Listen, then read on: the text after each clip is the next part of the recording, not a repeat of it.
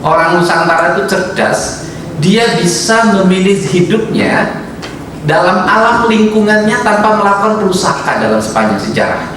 Itu dilakukan secara turun-temurun dan akhirnya bisa membangun kampung-kampung di berbagai tempat. Alamnya terjaga karena dalam sistem keyakinan masyarakat tradisional ada penyatuan antara diri dengan alamnya dalam lingkungannya. Jadi tradisi membakar hutan untuk membuka lahan bukan hal yang baru.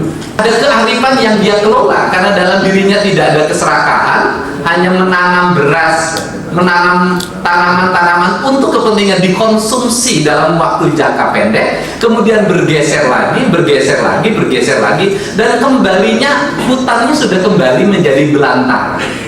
Masyarakat ini kehilangan ruang untuk bertani, membuka lahan baru. Karena apa? Karena memang ekspansi dunia industri, baik pertambangan maupun kelapa sawit sudah sangat masif.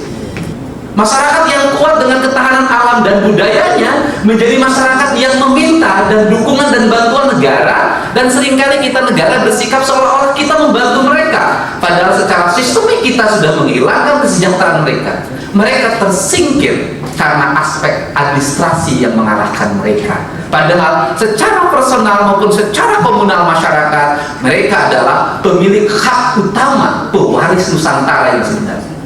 Maka dalam jangka panjang dari sisi ketahanan nasional, negara kita terancam.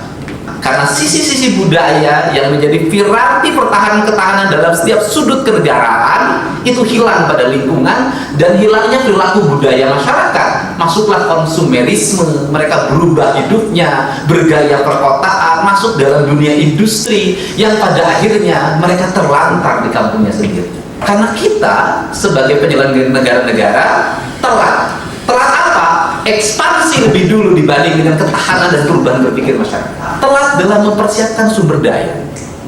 Ketelatan dalam mempersiapkan sumber daya ini menurut saya, kebakaran hutan hanya puncak dari ketidakteraturan dari sisi manajemen pengelolaan lingkungan. Sudut pandang kita menurut saya, sudut pandang pada penyelesaian kebakaran iya, sudut pandang pada manajemen kebakaran hutan iya, sudut pandang pada manajemen teknologinya iya, sudut pandang pada DAK-nya iya, sudut pandang pada pembelian peralatannya iya. Tetapi ada yang lebih besar dari itu.